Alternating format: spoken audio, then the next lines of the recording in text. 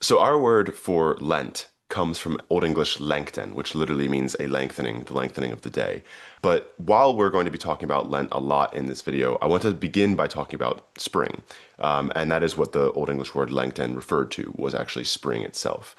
When spring began, what were the kinds of things at the top of the minds of the average Old English person?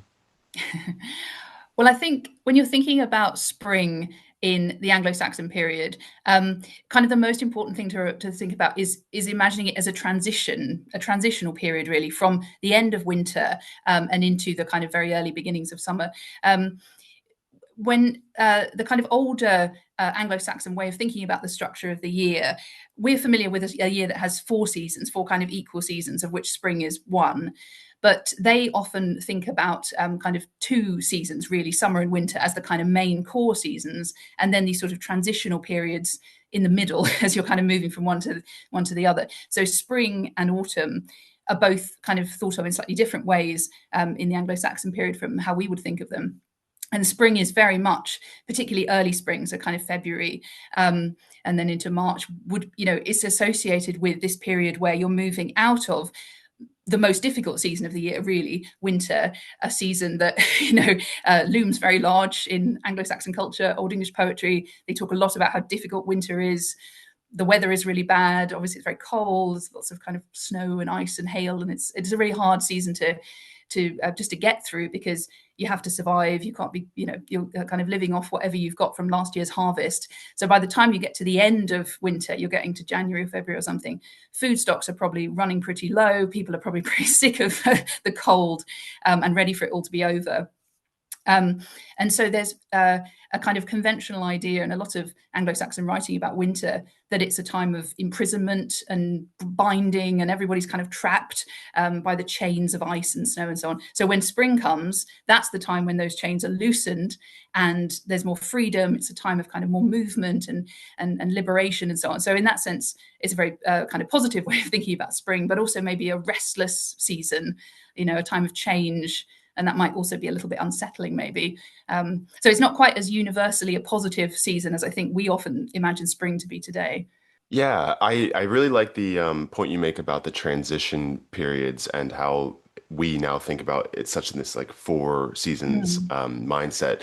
But when I first read your book, Winters in the World, which is about 3.5 years old now, I think, came out in September of 2022. I read it in last fall because I wanted to learn more about the Old English harvest period. Mm. I felt that I didn't really know a lot about it, and I thought, well, surely there's probably a lot written on it. No, really, honestly, your book compiles basically everything that they had to say about it. And you make the good point that it is really more of a transition from summer into winter as opposed to its own thing. And I was just reading Bede talking about the seasons, and he mentions that some people in English history didn't even consider spring a season, that Mm. they just had summer and winter, and that was really all they thought about. But you mentioned these fetters, then the loosening of like binds and stuff. You make a reference to Beowulf in that regard. Mm. Could you talk about that a bit? Yeah. There's this lovely moment in Beowulf where it's a kind of a metaphor that the poet is using. So it's not talking about kind of spring or winter or whatever in like the world of the poem, but it's being compared to the loosening of the of winter's chains. And it's the moment when Beowulf is fighting Grendel's mother. So he's right down in the underwater cave, and his sword melts in her blood, and so Hmm. there's this kind of gush of water and blood together. Um, and at that moment, the poet says it melted like ice when God, I think it's unwinds the water's chain. So that's that moment of loosening and liberation and so on. So it's very much like this kind of sudden gush of spring when the ice melts and everything's kind of set free. Um, Yeah. A less famous poem than Beowulf is Guthlach, for various reasons. But you also mentioned that poem in this section, and how it relates to spring. Could you talk about that a bit? Yeah, that's a nice one. I think that's maybe a bit closer to what we would associate with spring, perhaps than the Beowulf example. I think we don't tend to think of thawing ice or something is a big part of spring. But the Guthlac poem's really nice because Guthlac is he's a hermit living at Crowland in Lincolnshire, so living on this kind of little island in the fens. And he's tormented by demons and devils sort of testing him and pulling him around and lifting him up into the air and being really horrible to him. And then he endures all of that very kind of bravely, and sort of when the moment comes that he's finally triumphed over these demons, it's like the kind of spring has come to his little island. So it's all green and the birds are kind of coming to him to be fed at his hand. So it's a very much a moment of sort of springtime renewal and happiness and kind of hope for the future. So the kind of more positive emotions that we would probably associate with spring today, we really do see in this lovely little kind of scene of harmony with nature, really. When does that typically happen in England? Like what time of the year does that actually come about, that sort of green, Right. happy part of spring? The nice part. Well, so by nice, I don't know if this is a coincidence exactly or something the poet might have been thinking about, but around the time Guthlac's feast is in April, early April, and that's probably the time that we would be expecting that kind of thing in England. In February in in England is not. There's some kind of daffodils and nice little spring flowers around, but it's still pretty grim weather-wise, pretty Right. flooded and wet and damp. So, yeah, we haven't moved into the nicer part of spring yet. Right. February, where currently versed in, begins with Candlemas, which a lot of people nowadays might not have ever heard of before or have completely forgotten, even if they're religious. I know Lent is the trajectory of this conversation, but I did want to briefly mention that. Could you explain what Candlemas actually is? Yeah, so Candlemas is celebrated on the 2nd of February. So it's kind of right on the cusp of the end of the Christmas season and then beginning to look forward to Lent and to spring. And it's a festival. It's 40 days after Christmas, and it's commemorating this event when Jesus was taken as a baby, taken to the temple in Jerusalem to be presented by his parents, and they bring a gift. So it's kind of following that ritual. And the festival would be celebrated by people kind of in a sense reenacting that, but with candles to represent the light of Christ. And so at that moment in the temple, it kind of looks back to Christmas and to his birth, but it's also there's some foreshadowing of the fact that when he grows up he will suffer and die. So it's kind of also looking forward to Easter. And if you think about where it falls in the year, it's also very much that kind of transitional moment. So it's nice because it's associated with light in these lengthening days of Lenten, so that's appropriate, but also sort of looking back to Christmas at the same time. Right. And then as we get forward into February, before we get to Ash Wednesday, which in our timeline has just passed, we have what's called Shrovetide. Nowadays, people think of Pancake Tuesday or Mhm. various parts of the world, Mardi Gras, Carnival. What is Shrovetide? So this is a period of kind of the medieval church had a period of preparation for Lent. Even though Lent is a period of preparation for Easter, you also kind of have a run-up period for Lent itself, which starts a kind of a couple of weeks before Ash Wednesday, where you move into a kind of a season. Starts with Septuagesima, so 9 weeks before Easter, and then you're moving into a sort of progressively increasing period of solemnity and preparation on the one hand, but also a kind of sense of, okay, this is our last chance to have some fun before Lent starts. So Shrovetide, which is the later medieval English name for this period, it comes from the custom of being shriven, of going to confession before Lent. So you kind of you purge yourself, you clean yourself, and then you're all ready for Lent. But it was also a time when people would kind of take the opportunity to let off steam a bit and to feast on all the food that you wouldn't be able to eat during Lent itself. Hence, of course, pancakes and Mardi Gras. When you're eating up your fat and your dairy and your eggs and things. So it's Mhm. kind of it's this double season. On the one hand, it's quite penitential and you're preparing for Lent in a good spiritual way, and then on the other hand, you're letting off steam before a very long period of kind of self-denial and fasting. I'm not sure how much we can actually say about this, but do you know when they would store up their food for the winter and they would get to this Shrovetide period? Generally, I have assumed that they would have a lot of this kind of like fat and meat and stuff. Would they eat all of it until Easter and then they would, slaughter new animals? Would they, maybe set some aside to keep until the Easter period? What kind of was, do you know anything about the actual strategy of maintaining their food stocks or anything like that? I think that would be really No. interesting. That is a really good question. I'm not sure exactly. I mean, so Lent, obviously, you're fasting in the medieval church. They fast from meat and eggs and dairy, so quite a substantial proportion of the food supply. But also, you're not fasting on Sundays, so not every single day is a fast day in Lent. And I think you'd kind of want to keep what you could keep until Easter, because you don't exactly want to use everything up. But then, of course, not everything can be kept or stored um, Right. in pre-modern times. So it's kind of, I'm sure it was a difficult balance to strike. Yeah. Right. Yeah, I can imagine. I've always pictured them during Shrovetide, Mm. just kind of putting everything onto the table Maybe. that they haven't eaten yet over winter. Mm. Yeah. But then once we hit Ash Wednesday, uh, which, by the way, I was really interested to learn, even back then, was celebrated by actually putting ashes on the Mm. head. Could you talk about that a bit? Yeah, so yes, at Ash Wednesday, there's a really lovely description of Ash Wednesday by Alfred. So writing at the end of the 10th century, he gives this lovely description of blessing the ashes and then putting them on people's heads and saying, you are dust and to dust you shall return. So very, very much like the kind of custom, the ritual that people might still encounter today. Hmm. Not much has changed there.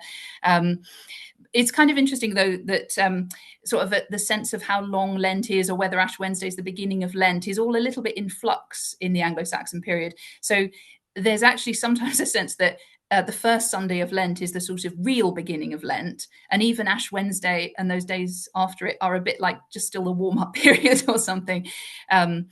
So because people's sense of, I mean, it took some time before the 40-day duration of Lent and its exact kind of structure was finalized.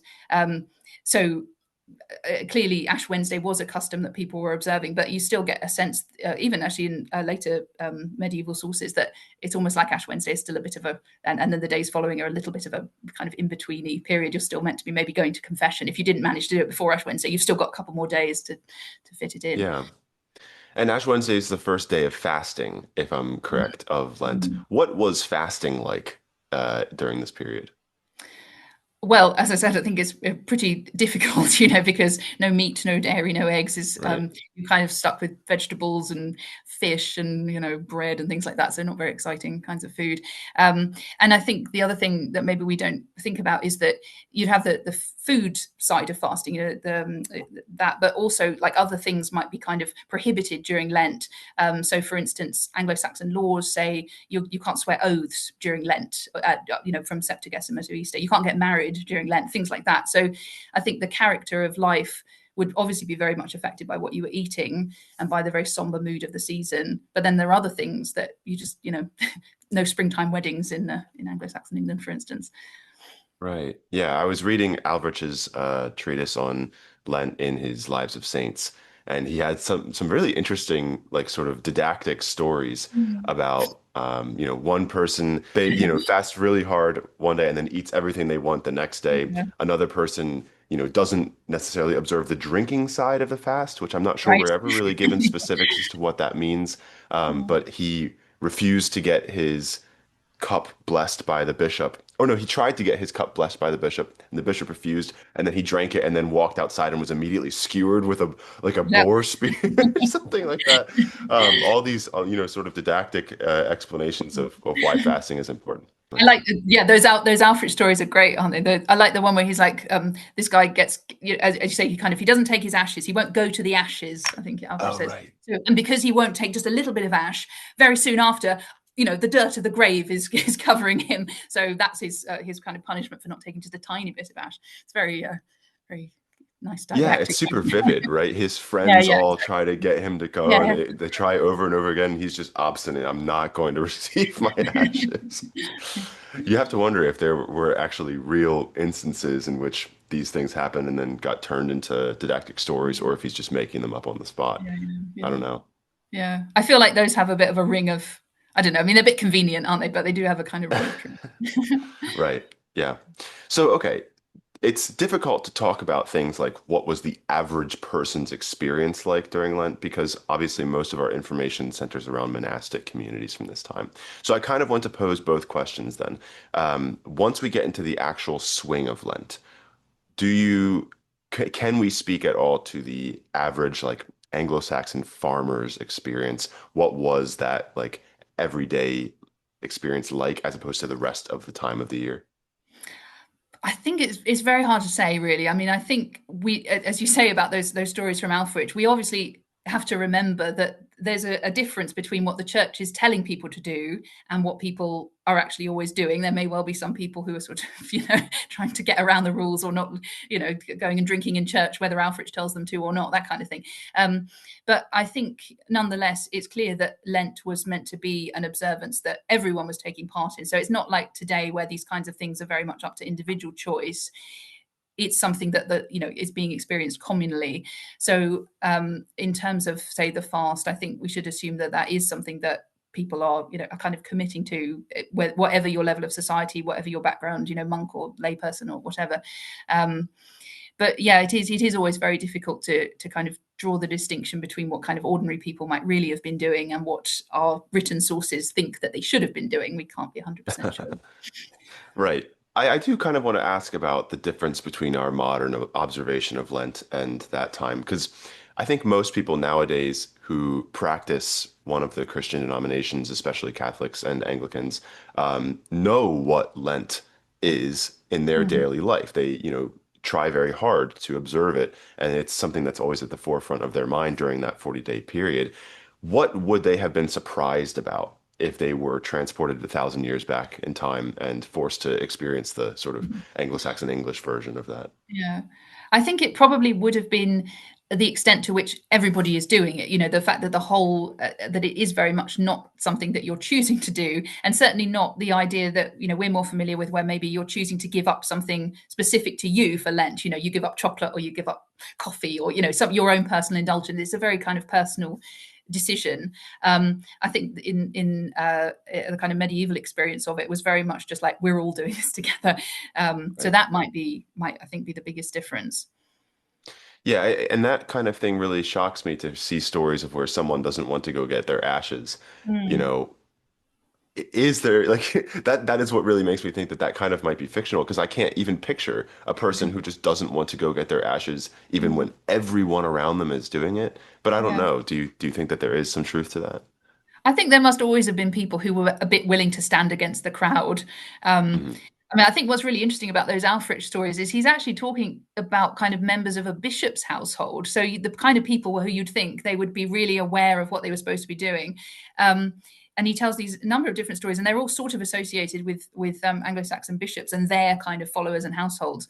And it suggests that if even in those kind of contexts, it was real, whether the stories are real or not, Alfred wouldn't, I guess, tell them if they were completely out of the realm of possibility. So it's kind of imaginable that even in what you'd imagine to be a strict household, some people might be going, "Nah, I'm not going to bother with the ashes. I'm going to stay in bed or Mhm. something." Um, but yeah, I think you're right that there is a sense in which people are kind of led by others, by the sense that this is what everyone's doing, so I'm going to go ahead and do it. And it's almost like it's not always um, in a society where the expectation is that everybody goes along with these seasons and these periods of fasting and feasting together, it takes a bit of an effort, I would imagine, to stand out from the crowd. I get a lot of comments and questions often of people who are attempting to integrate aspects of this Anglo-Saxon medieval society into their own lives. Mm. Um, if someone asks you, I want to live my Lenten experience more like these people did. Do you have a specific suggestion? Would you say things like, no meat, eggs, cheese for the entire 40 days, or would you kind of give some sort of more general advice? Well, I think the important thing about Lent is that, of course, as somebody like Alfred is always stressing, it's not really about the food. The food is an outward, or the fasting rather, is an outward symbol of what you're supposed to be thinking about in Lent. So if you're interested in really observing the kind of spiritual dimension of Lent, um, giving more time to things like spiritual reading, reading sermons, reading devotional poetry, that kind of thing is um, as medieval homilists would always say, is kind of more important than the outward fast. Because if you're just doing the outward fast just for the sake of it, and it's not producing any kind of inward turn towards God, then it's not really doing what it's supposed to be doing. The fasting is not the ultimate goal. So if somebody wanted to live a medieval Lent, absolutely they could choose to observe a very strict fast and find out what that was like. And I think that would be very interesting. I've never wanted to do it myself, but I'm sure it would be quite a, an interesting experience. But actually, reading, I don't know, Lenten sermons or whatever would probably be getting you closer to what the intended spiritual goal is. Mhm. Okay, well, once we do get through this 40-day period and we get towards the end, I think the first big moment that we hit is Palm Sunday. I almost said in Old English Palm Sunday, Yeah. right? And then modern English Palm Sunday. So obviously in modern times we have our traditions. We celebrate Palm Sunday and across a couple different Christian denominations. What would it have been like in medieval England? Well, I think what's really nice about reading medieval sources for Holy Week, particularly, is actually a lot of it would be quite familiar. So, Palm Sunday, as you say, in a lot of denominations, people still do essentially what they were doing in the early Middle Ages, which is they kind of reenact Christ's entry into Jerusalem, and the congregation carry their palms and sing the kind of the words that come from the Gospels of welcoming Christ into Jerusalem, and kind of that element of reenacting the biblical story, which I was talking about earlier at Candlemas, again is very much a part of the story of Holy Week, including Palm Sunday. So they were doing what people still do on Palm Sunday, really.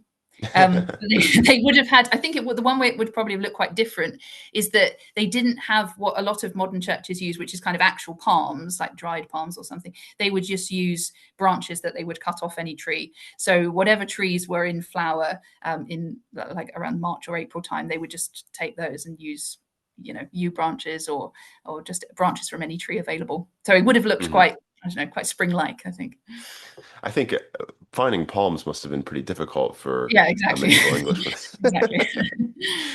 Does Lenten fast, like do the Lenten fast observations end on Palm Sunday? No, that carries on up to Good Friday, to Easter. Well, Up to to Good Easter Friday? itself. Yeah, well, yeah, yeah. And then, but we have Holy Thursday then. Do they celebrate that in the same way that we do? Some of the rituals are the same. So Holy Thursday, Maundy Thursday, we call it in England, although they didn't call it that in the Anglo-Saxon period because that's very French, as you can tell. Hmm. Maundy Thursday is where you remember Christ, the Last Supper, and so aspects of the ritual there are also reenacting things that Christ did at the Last Supper, like washing the feet of his disciples. And we do know that, for instance, in Anglo-Saxon monasteries, the abbot would wash the feet of his monks, so that was part of the ritual. And there's also a tradition of kind of giving alms to the poor, and particularly in Britain, a tradition of a kind of royal maundy, they call it, where the king or the queen will give money to the poor. And that might possibly go back to even as far as the Anglo-Saxon period. So those are the aspects of that day, which are kind of particularly notable. I almost forgot another thing that I think a lot of people nowadays might not know about, even if they are religious, is Tenebrae. Oh, Um, yeah. I actually have attended one, and it was Mhm. pretty shocking. But could you describe that experience? Because I think that what I experienced is actually very traditional and very similar to Mm. what it would have been like 1,000 years ago. Yeah, yeah. This is an ancient service, and I think you're right. When people do it today, it's kind of still essentially the same ritual. So it's very much something that you do in total darkness. So it takes place on the kind of in the nights of the end towards the end of Holy Week, and all of the lights in the church are extinguished, and then in that total darkness you hear like one voice singing or something like that. So it's absolutely about a really powerful sensory experience of kind Mhm. of immersing yourself in darkness, representing the darkness that kind of covered the earth at the time of Christ's death, that sense of desolation and abandonment at the moment of his death. Yeah, I think it's really difficult nowadays to understand darkness because Mm, even when I attended one, all of the lights went out except for the exit signs right. by the Yeah, doors and exactly. stuff, and except for one person's phone that they had out, and except for all of these things, really, and Mm, back then, darkness I think was a lot more tangible, much more understandable, much more common to their experience, and it mm. must have been much more frightening. Do you Yeah, do you agree? Yeah, I do. I agree because you can't just kind of turn it off at the or get it back again, get the light back at the foot of the light switch, can you? You know, yeah. Right. Now, Good Friday must have been probably the most intense day of fasting. Is that correct? Well, I think it's certainly the most intense day in terms of reflection on the crucifixion and kind of spending, Hmm. extended periods of time venerating the cross, reflecting on the crucifixion, kind of, in a sense, again, almost reenacting Christ's death in trying to bring it alive for the individual worshipper. So they're kind of almost grieving for Christ in the moment. I mean, again, quite a lot like how people might experience Good Friday today if they do attend, certain types of churches. Right. Yeah, it is a very intense kind of day emotionally, I think. And I was interested to learn that modern Catholics actually don't hold Good Friday and Ash Wednesday, even though most of them go, Mm. as holy days of obligation, meaning that like I guess you're supposed to go to mass that day. You are expected to go to mass that day. Mm. Then the modern Catholic Church, those days aren't considered holy days of obligation. Again, even though most people I think do go. I Mm. was interested to learn that Alfred gave those weeks before and after Mm. Easter off to everyone, like declared like a national holiday. And your reasoning for that was that he wanted them to attend these services, like Holy Thursday, Good Friday, Tenebrae, things like that. Do you think everyone in town was going to like a Good Friday mass, that kind of thing? I think, I mean, again, like we were saying before, it's kind of hard to tell. But yeah, I think certainly there would be a strong expectation that you ought to be going to church on those particularly holy days. Um, and that, Easter is the most important festival of the Christian year. I think, especially, we sometimes think about, oh, Christmas is more important than Easter, but that, certainly for the medieval church, Easter is the most important festival of the year, and Good Friday is essential to, as you can't in a way have one without the other. So I think there would be a strong expectation that people would go if they could. And that might be, I mean, we don't really know why it's that 2 week, the longest holiday of the year, but I think certainly Mhm. it's recognizing the importance of the festival and kind of allowing, ideally, everyone to kind of be able to take part in it if they are able to. And then after Good Friday, but before the Mm. actual Easter Sunday, Good Friday, of course, celebrates, well, maybe commemorates the day where Christ actually dies. And then I was really happy to see your book mention so extensively the harrowing of hell, which Mhm. is, again, something that moderns who practice these religions might not know about. Mm. The sort of really rich tradition at least in England, of the stories of the harrowing of hell and Christ descending into hell. Could you explain what that is and kind of Mm. how they talked about it? Yeah, this is really interesting because, as you say, I think we don't associate that as much with that kind of in between period. Not so many people know about the harrowing of hell, but it's incredibly widespread and important tradition right through the Middle Ages. This idea that between the crucifixion and the resurrection, Christ descended into the underworld and liberated all of the good and faithful people who were there. Kind of kept prisoner there until his resurrection because they couldn't kind of go to heaven until he had kind of paid the price of sin for human beings. And so you've got all of the great people of the Old Testament, Abraham and Moses and people that Christ had known on earth, like John the Baptist, all sort of prisoners in hell. So it's this incredibly dramatic moment, and it's described it's pictured a lot in medieval art and lots of brilliantly dramatic depictions of the harrowing of hell, and also in medieval literature where Christ is descending into hell and he's kind of rescuing all of his people and then sweeping them all up into heaven with him as part of his resurrection.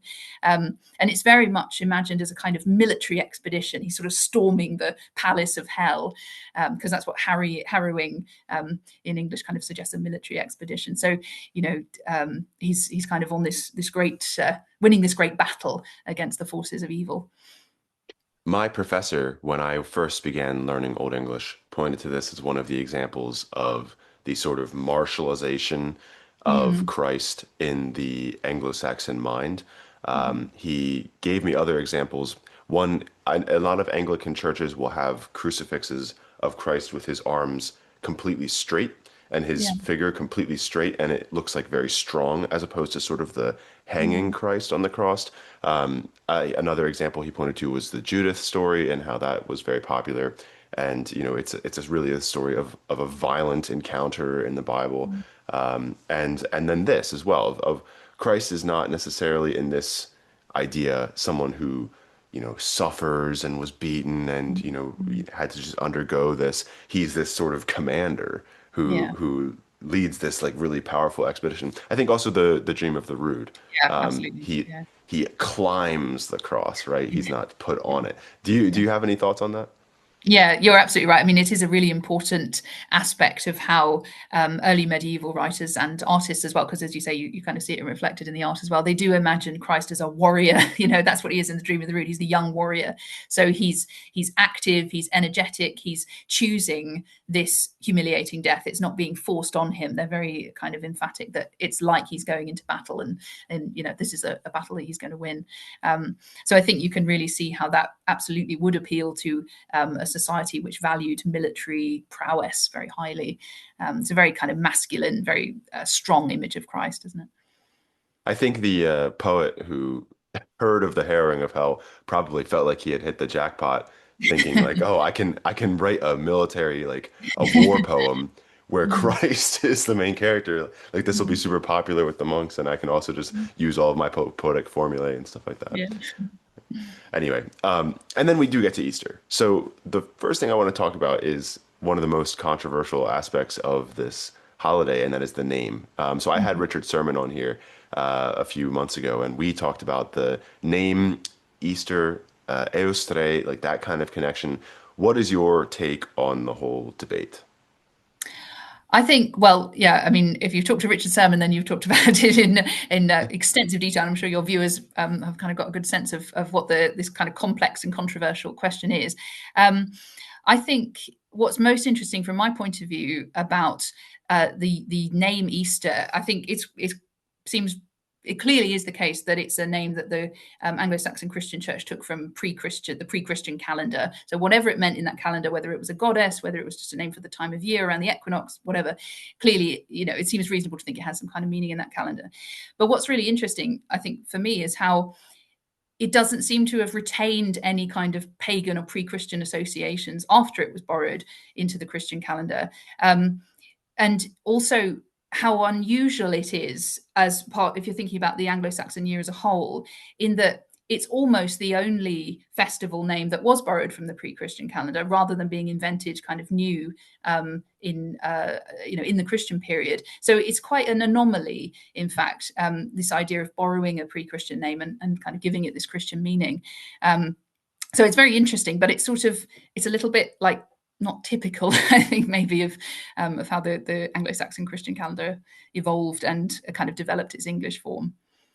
Yeah, and for anyone who's confused as what we're talking about, I guess I should explain a bit. The holiday Easter, um, Bede tells us is named after a goddess that was previously cultivated in Eustremonath, which is the month of, correct me if I'm wrong, April Mm, in the Anglo-Saxon calendar.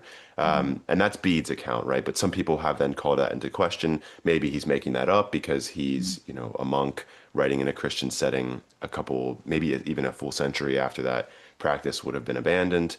And other people have said that this is, something that Christians should avert, that they should get away from calling it Easter because it has pagan traditions. But if I think if Bede was okay with it, then I think even the most strict Christians should be okay with it. I don't know. I've been reading a lot of Bede lately, and he really has no time for pagans whatsoever.